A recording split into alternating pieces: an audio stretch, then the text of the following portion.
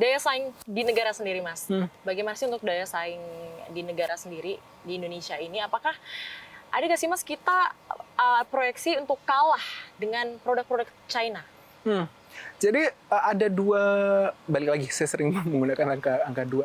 Yang pertama adalah kalau kita reflect ke diri kita, maksud saya ke diri kita dalam arti regulator domestik, kita masih belum advance dalam untuk pengembangan tekstil.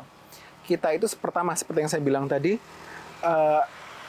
lokasi pabriknya itu masih scattered, Shirley. Jadi seperti fibernya di sini, filamennya di situ, benangnya di situ. Jadi itu agak kurang efisien dari sisi logistik. Jadi kalau kita berada dalam satu klaster yang tepat, itu biaya logistik menjadi almost zero. Itu satu. Jadi daya saing itu dari segi biaya logistik kita cukup tinggi. Yang kedua biaya energi. Saya konsumen gas bumi. Komparasi saja. Sekarang itu saya dengan dimasukkannya sebagai sektor prioritas, saya itu dapat harga gas itu $6,5 per MMBTU. Tapi kalau kita bandingkan ke negara kompetisi yang paling dekat, katakanlah India dan China, itu rata-rata sudah di bawah $5 harga gasnya. Terus dari itu yang kedua. Jadi untuk cost pembangun produksi saja kita masih relatif lebih mahal. Nah, itu kita perlu intervensi di situ dari pemerintah tentunya. Dan yang kedua, isu yang pertama tadi logistik, yang kedua tadi energi, dan yang ketiga itu adalah kredit perbankan. Seperti yang Syarif bilang tadi, karena stigma sunset, perbankan itu agak irritated kalau menyalurkan dana ke sektor tekstil dan garment karena dianggap beresiko. Tapi balik lagi ke logika tadi, kalau misalnya memang dari tahun 98 itu kita sudah dianggap sunset, kenapa sampai sekarang kita masih ada gitu loh. Jadi hal-hal seperti itu masih sangat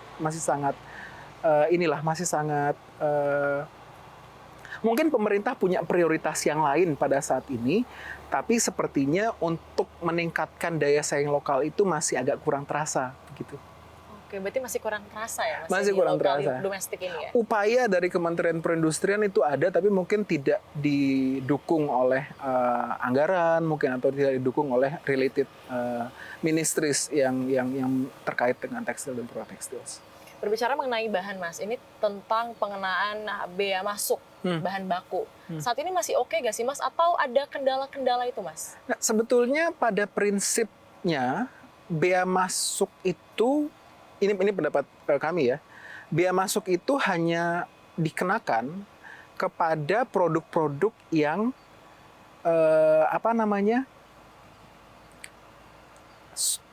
jadi ada dua nih. Kalau sifat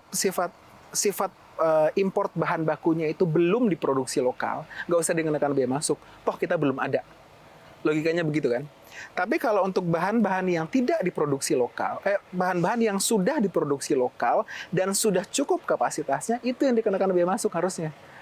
Jadi kalau untuk produk-produk yang memang terbukti belum ada produksinya dalam negeri, ya seharusnya tidak dikenakan bea masuk. Tapi hal-hal yang sifatnya kita sudah self-sufficient, kapasitasnya sudah berlebih, itu harus dikenakan bea masuk menurut saya.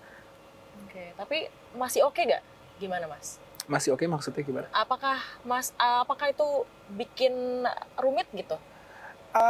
Sejauh ini sih sebetulnya kalau dari bea masuk, saya masih kurang nangkep maksudnya bikin rumitnya seperti apa?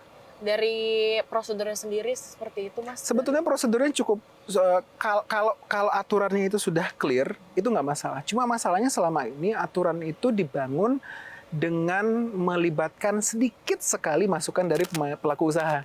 Jadi kadang-kadang berbenturan dengan hal-hal yang lain. Tapi sejauh ini ketika aturannya sudah in place, jelas untuk segi prosedurnya itu tidak masalah sebetulnya. Cuma nanti dampaknya itu nanti ke supply chain, supply demand. Seperti yang saya bilang tadi, misalnya kalau ada produk yang sudah diproduksi lokal, jumlahnya sudah banyak lokal, terus diimpor karena harga, itu akan mengguncang pasar. Misalnya baju, ini sampel aja, baju dengan harga baju tipe A itu kebutuhan kita cuma 5. Produksi lokal itu sudah 7, terus diimpor 10, kan nggak masuk akal. Seperti itu. Baik, Mas Yuda. Mas Yuda, kalau misalnya kita ini balik lagi ke perekonomian ya. Saat ini kan kita ketahui suku bunga memang sedang naik. Nah, dengan naiknya suku bunga ini sebenarnya membuat industri tekstil merana gak sih Mas? Ya, sekarang kita ngerti sebetulnya. Pertama, tentu semua orang akan suffer dengan meningkatnya suku bunga, itu satu. Dan yang kedua, balik lagi itu juga resiko yang harus ditanggung ketika ada ketidakpastian global seperti ini. Dan kaitannya dengan industri tekstil pada khususnya, sebetulnya kalau market itu sudah terjaga, kita relatif stabil dengan pergantian suku bunga. Cuma ketidakpastian itu muncul adalah ketika suku bunga naik, sedangkan marketnya belum secure untuk kita domestik dan industri lokal. Gitu. Jadi kalau meningkatnya suku bunga itu given, karena faktornya itu global uncertainty kan. Tapi kalau specifically ke tekstil, tentu suffer, tapi yang lebih suffer lagi karena kita tidak punya kepastian market untuk produk kita seperti itu. Oke, itu kan agak related sama daya beli masyarakat ya Mas ya. Kalau kondisi sekarang seperti apa Mas daya beli masyarakat? Ya, nanti Syarif bisa intip-intip karena daya beli masyarakat itu tergambar langsung sekali, terutama di Lebaran tahun ini ya. Biasanya tekstil itu kan seasonal kan. Season yang kita pick up itu adalah ketika menjelang Ramadan dan Idul Fitri. Karena ada tren beli baju baru dan lain-lain. Tapi kemarin itu kita juga cukup suffer. Pengaruhnya ada dua. Pertama, satu karena daya beli masyarakat yang turun. Dan yang kedua, masih banyak produk impor yang beredar di lokal. Jadi daya beli masyarakat menurun, iya. Tapi tambahan serangan buat kita itu adalah karena pun dari segelintir orang yang masih bisa membeli, mereka belinya produk impor seperti itu. Impor. Jadi memang patut diakui ya saat ini untuk kondisi daya beli masyarakat ini memang sedang turun ya Mas? Ya itu memang terasa. Itu memang Oke. cukup terasa. Tapi kalau untuk di momen-momen tertentu Mas, ada nggak misalnya seperti Lebaran ini naik, itu kan memang wajar ya, karena perekonomian pun berputar, orang pada beli baju untuk Lebaran. Tapi selain momentum-momentum tersebut, berarti memang benar turun ya Mas? Secara umum ya kita merasakan itu. Tapi kelihatannya kalau dari daya beli itu sudah mulai recover, tapi belum tapi masih di bawah, kita masih melihat saya hanya melihat dari matriks penjualan kita ya, itu cukup terasa menurutnya sebetulnya. Oke, kalau menurut Mas Yuda, ini ada nggak prospek industri ke depannya Mas, industri tekstil ke depannya Mas? Ya. Pertama secara umum tadi yang seperti yang saya bilang, industri tekstil itu nggak ada matinya. Maksudnya sampai kita mati pun kita masih menggunakan tekstil kan, itu satu. Yang kedua, kita harus mengubah paradigma. Tadi seperti yang Shirley tanyakan di awal, orang masih melihat bahwa industri tekstil ini adalah industri yang sunset. Tapi globally orang melihat ini sebagai industri yang strategis karena padat karya. Dan ini momentum yang cukup baik sebetulnya, kita masih belum terlambat. Bonus demografi itu di 2030 kan peaknya prediksinya. Kita masih ada waktu 6 tahun untuk mempersiapkan industri ini biar bisa maju lagi. Sekarang serapan tenaga kerja 3,6 juta orang.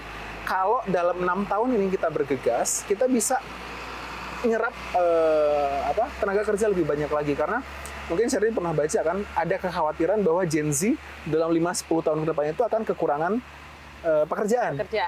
Either tidak mau bekerja atau memang tidak atraktif pekerjaannya.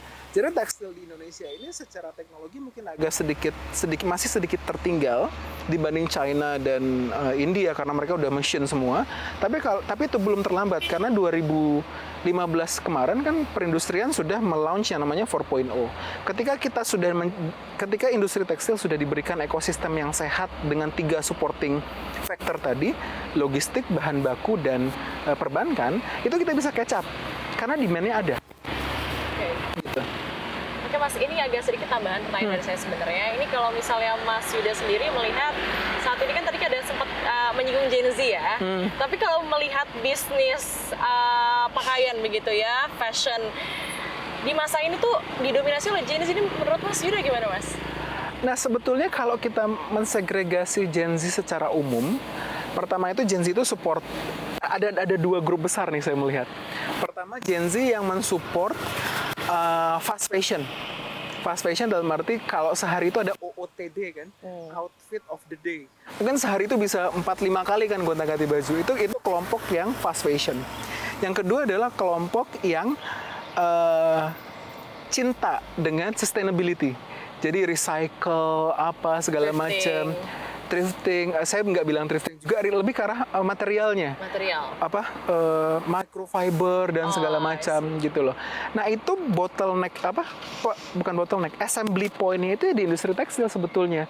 Sebagai contoh, Shirley, ini APF, kita itu ada produk polyester yang sudah generate yang namanya biodegradable properties. Artinya kalau polyester pada umumnya itu akan bisa terurai setelah 20-30 tahun ke depan kan. Sedangkan kalau kapas itu mungkin 4-5 tahun. Nah, produk APF sendiri sudah kecap di situ. Kita bikinnya polyester, tapi bisa degradable dalam 4-5 tahun.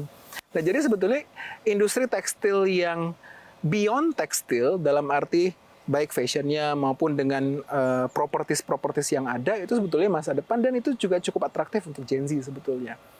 Nah, how to make this sector atraktif ketika regulatornya sendiri masih sedikit melihat tekstil itu sebagai tidak seksi enough gitu loh. Makanya kita harus bareng-bareng sebetulnya pelaku usaha, regulator dan juga teman-teman jurnalis dan media untuk memperlihatkan kepada khalayak ramai bahwa tekstil itu bukan sunset tapi justru prospektif industri karena sampai kapanpun kita pasti akan konsumsi pakaian dan lain-lain gitu.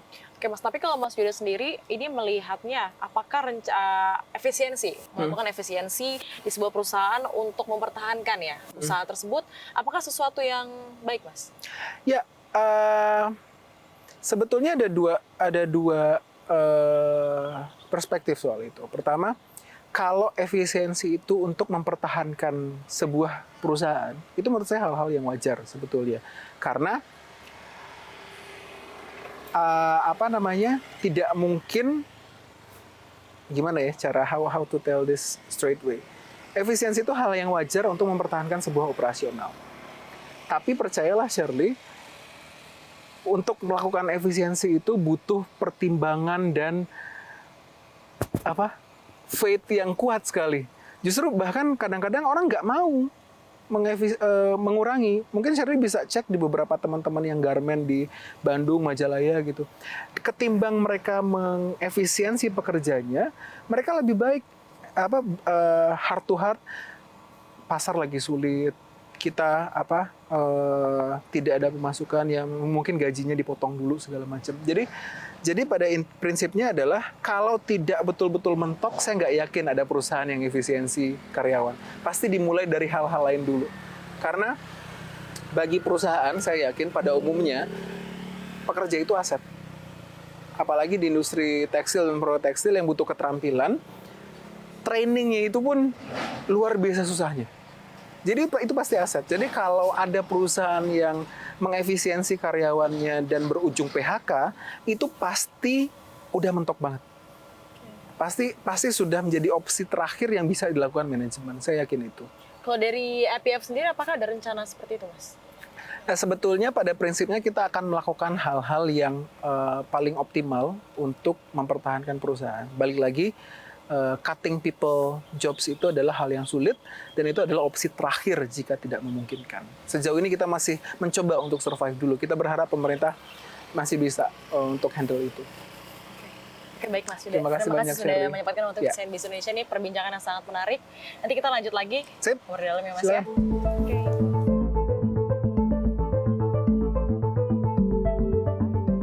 Patut dipungkiri bahwa manusia akan selalu membutuhkan pakaian sepanjang hidupnya. Para pelaku usaha justru tidak mengkategorikan industri tekstil ke dalam kategori sunset industry. Mereka berpendapat para pemain industri tekstil justru akan bertumbangan jika tidak beradaptasi dengan revolusi industri 4.0. Sementara itu, industri tekstil tumbuh positif pada triwulan pertama tahun 2024. Berdasarkan data Badan Pusat Statistik, industri kulit, barang dari kulit, dan alas kaki tumbuh mencapai 5,90% year on year dan 2,6% year on year untuk industri tekstil dan pakaian jadi pada periode tersebut. Peningkatan performa ini turut mengerek kontribusi industri pengolahan terhadap pertumbuhan ekonomi. yakni sebesar 19,28% year on year. Terjadi peningkatan dari 18,57% pada periode yang sama tahun 2023. Gempuran produk dari China maupun dari luar negeri membuat pasar tekstil dalam negeri kebanjiran pasokan atau oversupply yang membuat harganya pun semakin jatuh. Namun di saat yang bersamaan, konsumsi masyarakat Indonesia sangat-sangat lemah. Maka dari itu Indonesia harus mengetatkan regulasinya agar produk-produk dalam negeri dapat bersaing terutama di pasar global. Dari Karawang, Jawa Barat, Serliana Salsabila dan Fahri, Tim Liputan CNBC Indonesia.